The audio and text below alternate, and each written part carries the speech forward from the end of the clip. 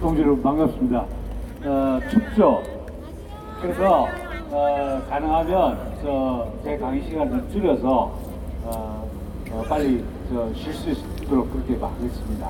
근데 사실은 오늘 국민저항권 문제를 2주 전에 원래 말씀드리기로 했는데, 그때 갑자기 공처 문제가 중점적인 문제로 부각되면서 그때 주제를 바꿔서 공처 문제를 말씀드렸습니다. 그래서 2주 뒤에 다시 말씀드리겠습니다. 사실은 오늘 말씀드릴 국민저항권 문제는 좀 상당히 좀 어려운 델리케이트한 문제이기도 하고요. 어려운 문제입니다. 이게 사실은 제가 말씀드릴 것은 뭐냐면, 우리 헌법에는 저항권이 명문화되어 있지 않습니다. 독일 헌법 같은 경우는 명문화되어 있는데 일단 명문화되어 있지 않습니다. 그리고 저항권을 인정한 판례가 없습니다. 저항권을 주장한 소송 당사자들, 피고인들이 저항권을 주장한 예는 몇 차례 있었는데, 예컨대 대표적으로 민청학년 유신대입니다. 민청학년 사건 때 민청학년 가담자들이 자기들은 유신체제 저항하는 저항권을 행사했다 이렇게 해서 해가지고 주장을 했었는데 법원에서 그걸 받아들이지 않았습니다. 그리고 좀 정말 분노가 치미는 사건 중에 하나가 김재규가 박정희 대통령을 시해하고 난 뒤에 재판을 받는 과정에서 자기의 행위를 정당화시키기 위해서 저항권 행사다 이렇게 이야기한 적이 있습니다. 물론 법원에서 받아들이지 않았습니다.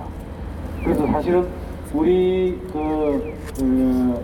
법원의 역사에서 저항권을 주장한 예가 있긴 했지만 또 국회와 관련된 사건도 한번 있었습니다. 그런데 그렇지만 법원은 저항권을 인정하지 않았습니다. 자연법상의 권리일 수는 있으나 실정법상의 권리를 인정하기가 어렵다. 그런 취지로 저항권을 인정하지 않았습니다. 그런데 재미있는 건 헌법학자들은 헌법에 명문화되어 있지 않지만은 저항권이 헌법상의 국민의 기본권으로 인정된다. 이렇게 다 인정하고 있습니다. 저항권을 부정하는 사람은 아무도 없습니다. 그래서 헌법학자는 다 국민의 저항권으로 저항권을 국민의 기본권으로 인정하고 있다는 걸 알아주시고요. 원래 저항권은 사실 뿌리는 굉장히 깊습니다.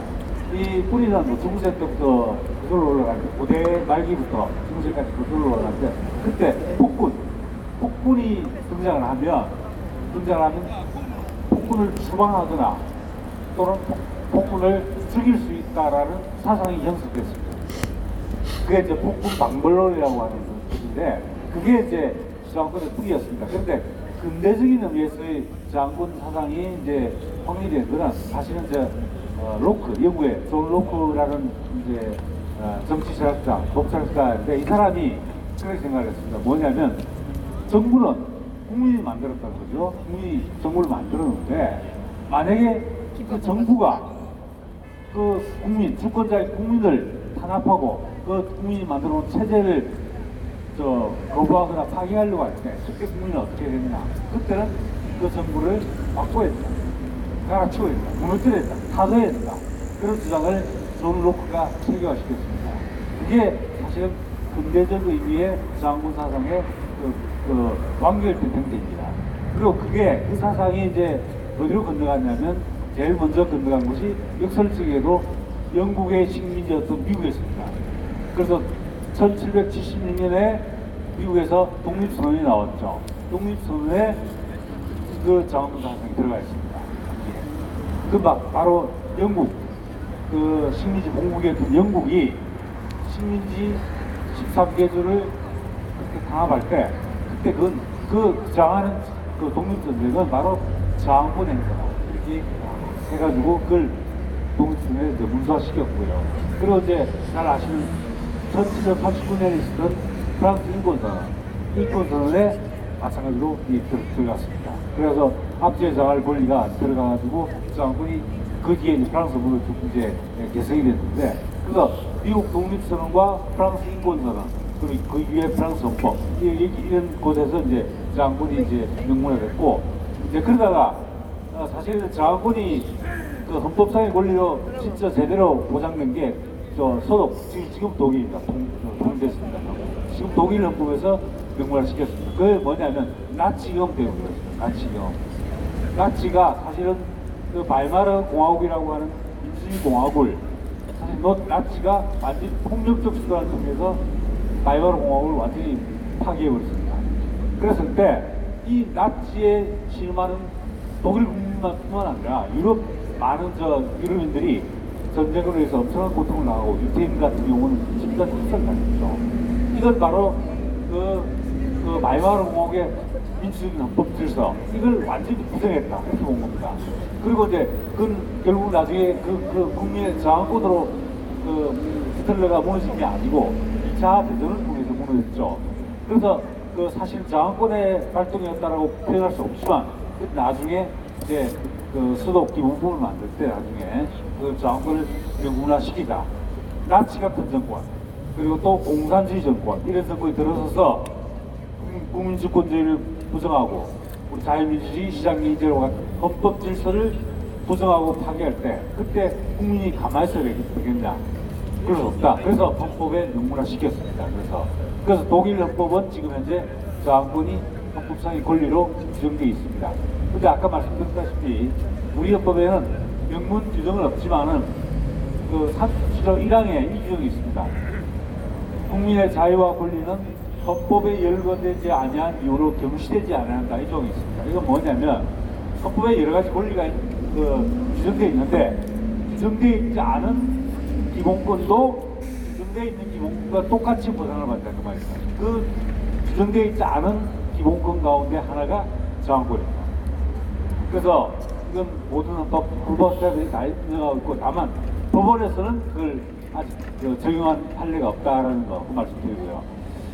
저항권의 핵심적 내용은 우리가 오늘 우리 동지님께서 많이 생각하시는 게 우리의 또 대표님들도 연설하실 때 국민저항권 발동 이렇게 말씀을 하시지 않습니까? 근데 엄밀하게 말씀드리면 사실은 우리가 하고 있는 것은 사실은 저항권 발동이 아니고 정당한 표현의 자유를 행사하는 겁니다. 합법적인 권리를 행사하는 겁니다. 그래서 우리가 저항권의 성격 그리고 저항권의 성격과 구별되는 혁명권 요 개념을 잘 구분하셔야 됩니다. 우리가 태극기혁명이라고 말을 하죠.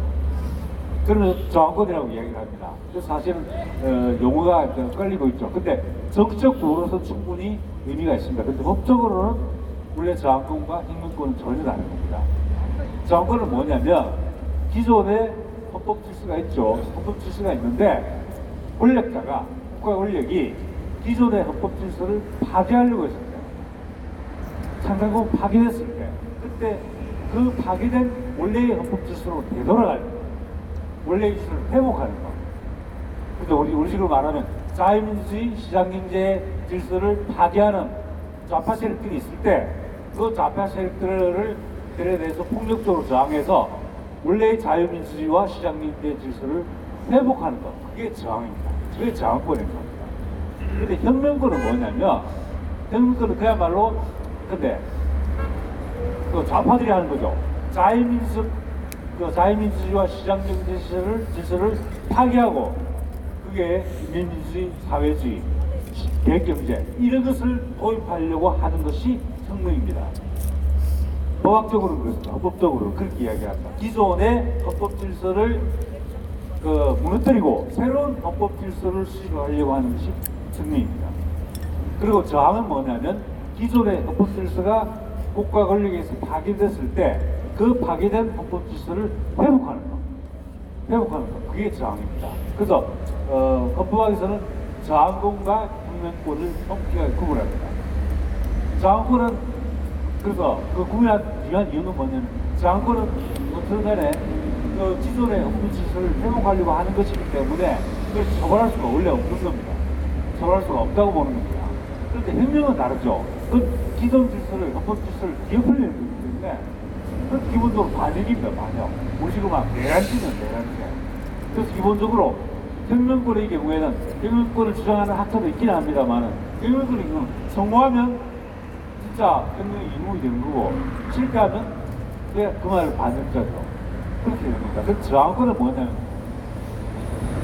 기존에 만약 저항이 실패하는 경우에 물론 처벌을 받게 됩니다. 처벌을 받게 될 가능성이 독재 권력에 의해서 헌법 질서가 파괴되는 데 대해서 우리가 저항을 해가지고, 근데 그 저항이 실패로 돌아가가지고 그 권력자에서, 독재 권력에서 우리가 그 처벌받게 되는 상황이 생길 때 우리가 주장할 수 있는 건 우리는 저항권의 행사였다라고 주장할 수 있는 겁니다. 근데 성공하면 물론 우리 당연히 그 저항운동의 그 영웅으로서 우리가 부상을 할 수 있겠죠. 처벌을 안 받겠죠. 근데 만약에 실패했을 경우에는 처벌받을 가능성이 있습니다. 그런데 원래 저항권의 의미는 뭐냐면 실패했을 때, 저항운동이 실패했을 때 우리의 행위가 범죄로서 처벌받지 않을 수 있는 근거가 바로 저항권입니다. 그래서 실제로 저항권과 혁명권이 사실 성격이 굉장히 다른데, 근데 실패한 경우에 비극적 어떤 결과, 저항을 했을 때 실패하거나 혁명을 했을 때 실패한 경우, 그 비극적 결과가 비슷한 측면이 있기 때문에 사실 이걸 잘 구분하기가 사실 어려운 측면이 있습니다. 근데 법적으로는 완전히 구분됩니다. 그 목적 자체가 다르니까요. 그 점 지금 이제 그 차이를 좀 이해하시고요. 그다음에 저항권의 이제 전반적인 우리가 언제 저항권을 행사할 수 있는가 하는 문제가 중요한 문제죠. 과연 예컨대 이런 상황이거든요. 지금 상황에서 우리가 외치고 있는 구호들이 저항권의 행사에 해당하는가, 이런 문제가 사실 우리 동지 여러분께서 가지는 궁금증일 겁니다. 근데 저항권은 일단 첫째 몇 가지 중요한 요소만을 말씀드리겠습니다. 저항권의 출발점은 저항권을 행사할 수 있는 주체는 국민 개개인입니다. 개개인이고요. 그리고 또 국민 개개인의 모인 단체, 결사, 정당, 또 저항권의 행사 주체가 될 수 있습니다. 그리고 우리가 각자가 그리고 또 국민들이 모인 결사체, 일반 결사체뿐만 아니라 정당까지도 저항권의 행사 주체가 될 수 있습니다. 그 저항권의 상대방은 누구냐? 누구에 대해서 저항권을 행사한다? 물론 헌법 질서를 파괴하는 국가 권력에 대해서 상대방은 국가 권력입니다. 독재 권력입니다. 헌법 질서를 파괴하는 독재 권력, 이게 대상입니다. 자, 그리고 언제 행사할 수 있냐 하는 문제죠. 근데 이 요건이 사실은 까다롭습니다. 첫 번째 저항권을 행사할 수 있기 위해서는 헌법 질서에 대한 중대하고 명백한 침해가 있어야 됩니다. 중대하고 명백한 침해가 있어야 됩니다. 이게 어려운 건데요. 근데 국가 권력이, 독재 권력이 헌법 규정 한두 개를 위반한다. 그것은 중대하고 명백한 침해라고 보지 않습니다. 상당히 심각한 정도로 중대하게 침해하는 경우.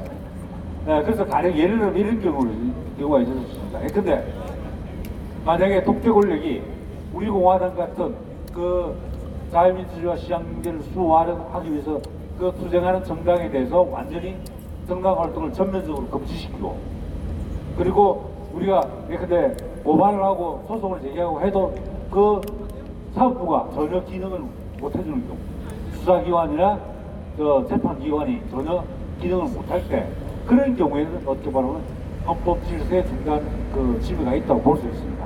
그러나 다만 그냥 개별적으로 규정 하나하나를 위반했다 이렇게 해가지고는 저항권의 행사 요건에 해당한다, 그렇게 볼 수 없다는 거죠. 그래서 헌법 질서에 대한 중대한 침해가 있어야 된다. 근데 이 중대한 침해가 어느 정도까지로 보느냐에 대해서는 헌법 교과서도 잘 구체적으로 설명 안 합니다. 그냥 주상적으로 헌법 질서에 대한 중대한 침해. 그래서 우리가 이야기하면 자유민주주의, 시장경제 질서, 우리가 또 한미동맹도 그럴 수 있다고 생각합니다. 그런 요소들, 우리가 집회에서 늘 주장하는 구호들, 이런 구호들을 전면적으로 보정할 때, 그때 사실은 할 수 있다고 생각합니다. 중대한 침해가 발생했다고 할 수 있는 겁니다. 자, 그래서 중대한 침해가 발생했다고. 그러니까 또 하나는 이 중대한 침해라는 것이 명백해야 된다고 봅니다. 명백해야 된다. 그냥 주관적으로 내 생각엔 그렇다, 이게 아니고 객관적으로 상당히 명백해야 저항권을 행사할 수 있다는 겁니다. 이건 저항권의 남용 때문에 그렇습니다. 저항권이 개인의 주관적 확신에 따라서 다 저항권이라고 주장을 하게 되면 사실은 저항권을 어느 경우든 다 행사할 수 있게 되는 그런 상황이 되죠. 그러니까 이게 남용된다는 겁니다. 그래서 기본적으로 헌법 질서에 대한 중대한 침해가 명백한 경우에 있다. 그러니까 적어도 했는데 정당 탄압, 뭐 정당 감금, 정당 주요 인사들은 감금, 그리고 수사나 재판을 우리가 요구했음에도 불구하고 그에 대한 요구가 전혀 관찰되고 있지 않는 이런 상황. 그런 상황, 객관적인 상황이 있어야 명백하다. 이렇게 말씀드릴 수가 있겠죠. 그래서 헌법 질서에 대한 중대하고 명백한 침해가 있어야만 장악권을 행사할 수 있다. 이걸 말씀드려요. 그다음에 또 이제 중요한 요소 중에 하나가 이 장악권의 보충성 또는 최후 수단성이라고 하는 건데, 이 장악권은 사실은 국민이 원래는 국가 권력에 복종할 의무가 있습니다. 세금도 내고 우리 의무가 이행할 법도 지키고 의무가 있는 거죠. 그런데 장악권은 뭐냐면 국가 권력에 불법적으로 맞서는 겁니다. 그러니까 이건 뭐냐면 사실 아주 예외적인 상황에서만 그 장악권을 인정할 수 있기 때문에 이 보충성의 원칙이라는 게 적용되는데, 이게 뭐냐면 우리가 합법적으로 그 헌법 질서를 회복하려는 수단을 다 강구해보고 안 되면 그때 행사할 수 있다. 다른 수단 다 합법적인 수단을 다 강구해보고, 근데 대표적인 게 고소고발 다 해보고, 그 다음에 헌법 소원 같은 거 제기해보고, 그 다음에 또 우리가 행정소송 같은 거 제기해보고, 이런 절차를 다 거쳐야 된다는 겁니다. 거치지 않고 바로 장악권 행사로 나가는 건 안 된다. 이렇게 보는 겁니다. 그래서 기본적으로 합법적으로 헌법 질서를 회복하기 위한 수단들을 다 동원해서 안 되는 경우에, 그런 경우에 비로소 할 수 있는 수단이다. 이렇게 보는 겁니다. 그걸 이제 보충성이라고 합니다. 또 그것도 뭐하고 연결되어 있냐면, 따라서 실제로 헌법 질서를 회복할 수 있는 방법은 여러 가지 수단이 있는데, 헌법소원이나 위헌문서 심판이나 뭐 재판이나 여러 가지가 있는데, 우리 장악권 행사라고 하는 것은 합법적인 수단을 다 해서도 안 될 경우에 마지막으로 동원할 수 있는 수단이다. 이렇게 봅니다. 그래서 그걸 최후 수단성이라고 해요. 합법적인 수단을 먼저 거쳐야 된다 하는 게 보충성이거든요. 그 다음에 그래서 마지막으로 동원할 수 있는 수단이 장악권이다. 이렇게 보기 때문에 그 보충성과 최후 수단성을 갖는 정말 예외적으로 인정되는 권리다. 이렇게 말씀드릴 수 있습니다. 그래서 이 점이 사실은 우리가 판단하기가 굉장히 어렵습니다. 실제로 헌법 질서에 대한 중대하고 명백한 침해가 언제 있느냐, 그것도 판단하기가 굉장히 어렵죠. 그리고 또 그게 최후 수단이냐, 또 다른 합법적 수단을 다 거쳤냐, 이걸 판단하기도 굉장히 어렵습니다. 그래서 실제로 여건을 판단하는 것 자체는 우리가 미리 이게 장악권의 요건에 해당한다 안 한다 이렇게 판단하는 것은 경우에 따라서 굉장히 어려울 수 있습니다. 그런데 문제는 뭐냐면 이겁니다. 나중에 이제 장 활동이 다 종료되고 난 뒤에 재판을 받거나 하는 상황이 생기죠. 그때 법원에서 이걸 장악권으로 인정하기 위해서는 그걸 따지는 겁니다. 자, 헌법 질서에 대한 중대하고 명백한 침해가 있었느냐, 그리고 다른 합법적 수단을 다 동원해 봤느냐, 그리고 이 장악권 행사가 마지막 수단이었냐, 이런 부분을 따집니다. 그래서 만약에 그 요소들이 다 인정되면 그때는 어떻게 한다? 그때는 이게 위법성 조각사유라고 해가지고 그때 이런 경우가 생기겠죠. 예를 들어 간단하게 예를 들어 어떤 관공서를 습격했다 라고 하면 여러 가지 문제에 걸리게 되거든요. 방아죄나 이런 거 걸리게 되고 공무방면 물론이고. 그런데 그 행위가 장악권의 요건에 해당한다고 판단이 되면 그때 위법성이 없다라고 해서 무죄선고를 한다. 무죄선고를. 바로 그 장악권이 가지는 의미입니다. 그래서 그때 이걸 따진다. 중대하고 명백한 헌법 질서에 침해를 했었냐, 그리고 합법적 구제수단을 다 해봤냐, 그리고 최후 수단이었냐 하는 겁니다. 근데 사실은 이제 우리가 지금 우리 태극기 집회를 3년여 가까이 해오면서 우리가 이것을 장악권의 행사로 보느냐 안 보느냐, 지금 저항권 행사가 전혀 아닙니다. 우리 그거는 국민저항권의 발동입니다. 사실은 그건 뭐냐면 저는 예비적 그럴 헌법 질서가 파괴되는 상황을 미리 막기 위해서 우리 국민들이 떨쳐 일어서자라는 정책 보로서 우리가 저항권 발동이라는 말을 쓰고 있는 거지, 우리의 활동은 합법적 활동입니다. 그럼 저항권이 어떤 의미를 갖냐? 우리가 하고 있는 것은 언론, 출판, 집회, 결사의 자유, 그리고 정당 활동의 자유에서 합법적으로 보장되어 있는 활동입니다. 보장되어 있는 활동이기 때문에 우리가 이에 대해서 우리가 뭐 따로 법적인 책임을 지거나 처벌을 받아야 될 이유는 없습니다. 문제는 저항권이 있는다는 말은 합법적인 표현의 한계를 넘어서서 불법적인 걸 한다는 겁니다. 근데 광봉수를 습격한다는 이런 불법적 행동을 한다는 겁니다. 그와 같은 경우에 그 불법적인 행동으로 나아갔을 때 그걸 저항권이라고 부르는 겁니다. 그 이전까지 우리가 표현의 자유를 행사하고 있는 것은 합법적 활동을 하고 있는 범위에서는 우리는 저항권 행사를 하고 있는 게 아닙니다. 그건 저항권이라고 말할 필요가 없습니다. 사실은 아까 말씀드렸듯이 국민들의 더 많은 적극적인 참여를 이끌어내기 위한 하나의 정치적 슬로건으로서 국민저항권 활동이다 이런 표현을 쓰고 있지만 법적으로 보면 그런 저항권 행사가 아닙니다. 그건 합법적 활동을 하고 계시는 거죠. 그래서 우리 대표님께서 간혹 한번 말씀하시는데 우리가 아스팔트에 피를 뿌려야 되는 상황이 올지도 모르겠다 그런 상황인데, 그런 상황이 됐을 때가 저항권 상황이라고 볼 수 있습니다. 우리가 아스팔트에 근데 우리가 어떤 목표를 향해서 나아갔을 때 우리가 이제 사기를 받는다 이렇게 했을 때 있죠. 그런 경우가 사실은 그쪽에서 위협을 느끼고 그다음에 충분히 폭력적 상황으로 갈 수 있기 때문에 우리가 사기를 받는 상황이, 이런 상황이 됐을 때 사실 우리가 저항권을 행사할 수 있는 상황이 되는 거고, 합법적인 활동을 하고 있는 상황에서는 저항권을 떠올리실 필요는 없고, 그냥 우리는 정말 정정당당한 헌법상의 표현의 자유를 행사할 수 있다. 즉 언론, 출판, 집회, 결사 자유, 정당 활동의 자유를 행사하고 있다. 이렇게 생각하시면 되는 겁니다. 그러니까 정말 중요한 건 이제 결정적 국면, 정말 우리가 폭력적 수단을 써야 되는 경우, 폭력적 수단을 써야 되는 경우, 그 시점이 표현의 자유에서 저항권 행사로 넘어가는 거죠. 그래서 사실은 이건 아까 말씀드렸다시피 저항권으로 인정받기 위한 요건이 엄격하기 때문에, 그래서 우리가 굉장히 신중하게, 무엇보다 우리 대표님 두 분께서 우리 동시에 다치는 거 원하지 않습니까?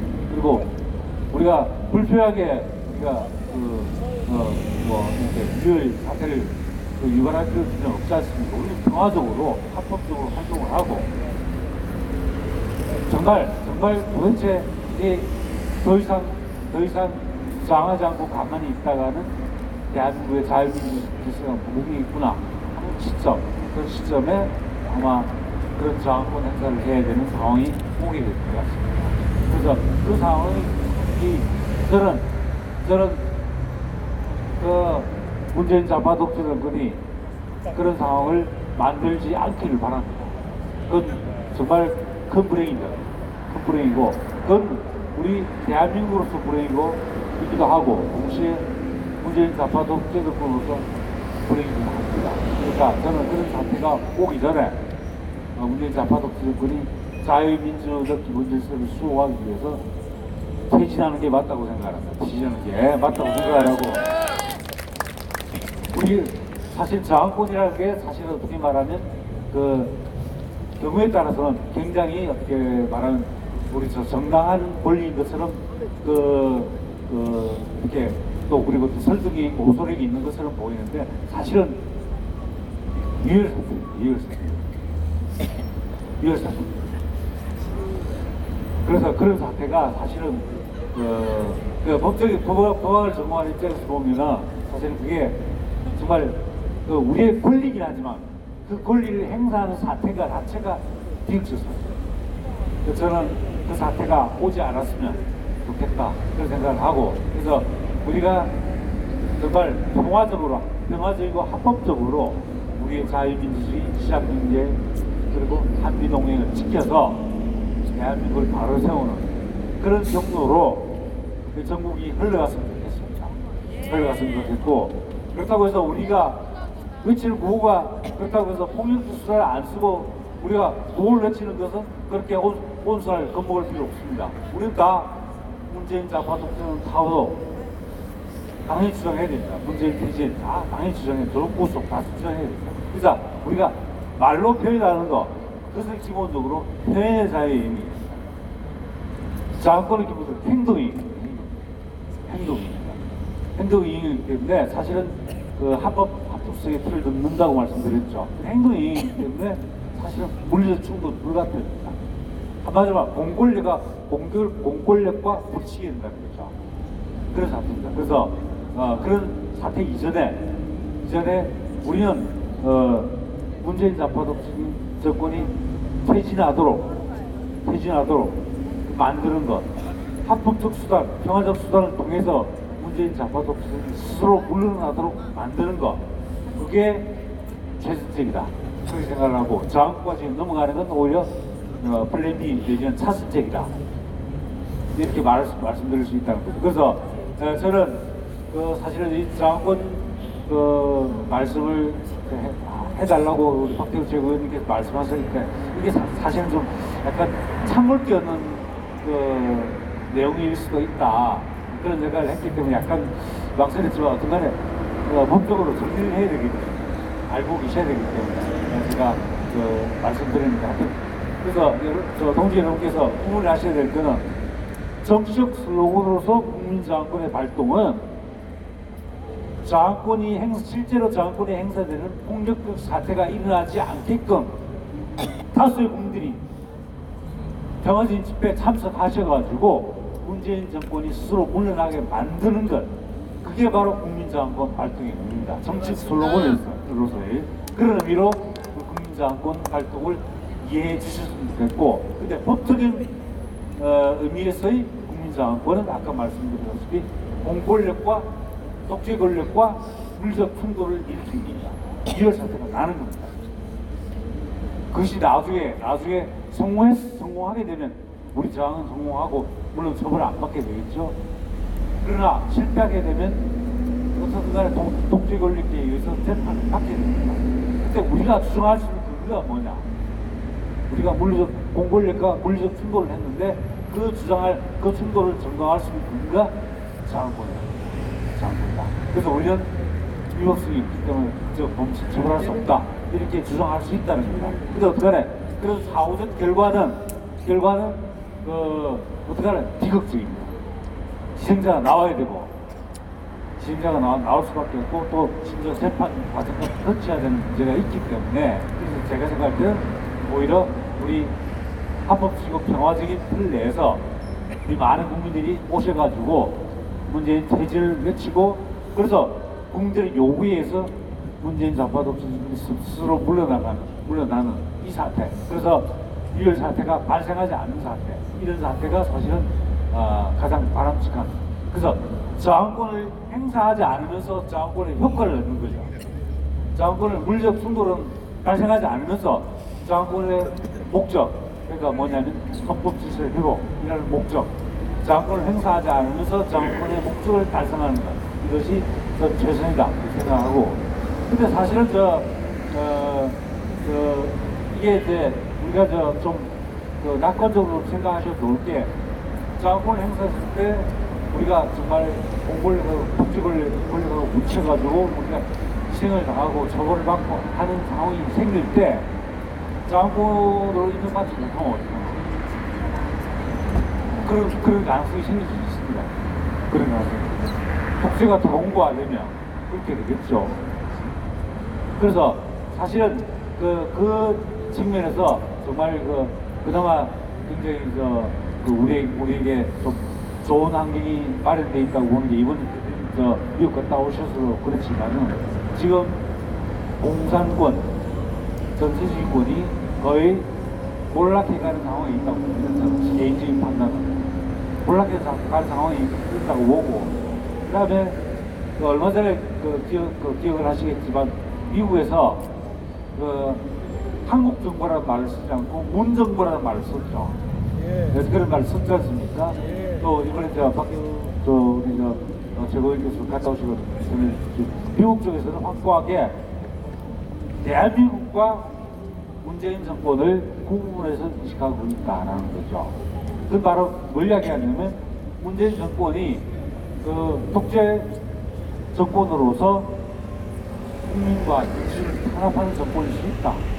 심지어 그것이 약간 붉은 색깔을 띠는 정권일 수도 있다라는 인식하고 있고, 그러면 아마도 우리가 저항권을 하는 상황이 왔을 때 아마 미국과 주변 국방들이 우리에게 굉장히 많은 힘을 줄 거라고 생각을 합니다. 바로 그렇기 때문에 아마 문재인 좌파 독재 정권에서는 아마 헌법 질서를 그렇게 파괴해가지고 그 국민들이 저항하는 상황이 생겼을 때 아마 물리적으로 진압을 못할 거라고 생각합니다. 못할 거라고. 또 하나가 또 중요한 게 뭐냐면 과연 그 밑에 지시를 내렸을 때 경찰이나 군대가 독재 정권의 명령을 따를까요? 안 따를 거예요. 네, 그게 바로 우리의 힘일 수 있습니다. 그래서 우리가 많은 국민들이 문재인 좌파 독재 정권의 퇴진 이것을 요구하고 일어나면 경찰도 진압 명령이 내려도 진압 안 합니다. 사실 판례가 다 확인되어 있습니다. 그 상관에 불법적인 지시를 안 받는다. 그 좌파들이 수정해가지고 그 판례 다 남겨놨습니다. 군대도 마찬가지겠죠. 그런 문제겠죠. 그 상관에 지시를 받으면 안 된다 이래가지고 그 판례 남겨놨습니다. 그러니까 실제로 경찰이나 군대 같은 그런 조직들도 실제로 그런 저항권을 행사하는 상황이 왔을 때 아마 권력자의 말을 듣지 않을 겁니다. 듣지 않을 겁니다. 바로 그런 상황이 생긴 게 바로 어디냐면 동유럽의 민주화과정입니다. 동유럽이 공산 체제에서 그 반기를 누르고 바로 이제 우리 자유시대로 편입되게 체제선을 결정을 우리가 바로 그런 거입니다. 군이 명령을 안 듣습니다. 경찰도 명령을 안 듣고요. 그리고 심지어 이제 루마니아 차우셰스쿠 같은 경우는 독재가 완전히 절대 독재자로 굴마다가 도망치려고 하다가 국민들이 헬리콥터에서 잡아 죽였습니다. 길거리에 전신을 났습니다. 그래서 아마 아시는 분 아시겠지만 루마니아의 차우셰스쿠가 당하는 걸 보고 제일 충격을 받은 사람이 김정일이랍니다. 김정일인데 왜 그러냐면 차우셰스쿠하고 김일성하고 굉장히 친했습니다. 그래서 자주 교류도 하고 그랬어요. 고소공포증 때문에 유럽 잘 못 가죠. 비슷하다고 그랬습니다. 그런데 꼭 만나고 그랬습니다. 그런데 그 최후의 순간에 차우셰스쿠가 북한식으로 말하면 인민들 손에 죽음을 당하는 걸 보고 김일성, 김정일이가 굉장히 공부하고 가시던 거고, 그래서 이제 사실은 국민들의 저력을 알기 때문에 독자들이 함부로 사실은 못 나왔죠. 근데 물론 예외적인 베네수엘라 같은 사태가 있긴 합니다만, 그래서 저는 전반적인 상황 자체가 이제는 우리가 저항권을 현실적으로 행사하기 직전 단계까지 몰아갈 필요는 있습니다. 독재 정권을, 좌파 독재 정권을 몰아갈 필요는 있지만 저항권을 행사하지 않아도 되는 상황, 그래도 헌법 질서가 회복되는 상황, 그런 상황으로 전 가이라고 낙관하고 국제 정세가 바로 그런 분위기를 만들어주고 있다, 그렇게 생각을 하고, 그리고 우리 광화문 광장에서 우리가 성격이 다른 여러 테스트가 만들어지고 있지만 중요한 건 그렇습니다.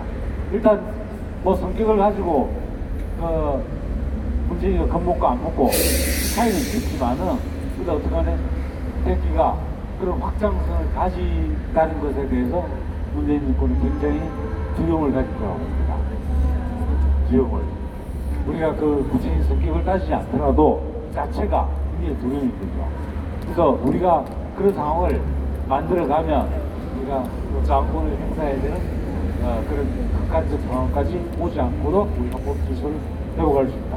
그래서 너무 제가 제목은 낙관적이라고 생각하실 수도 있지만 제가 그저 서술이 좀 낙관적이어서 하여튼 동지여러분들 한 분도 다치지 않고 헌법 질서가 회복되는 그날이 올 거라고 생각을 합니다. 감사합니다. 감사합니다.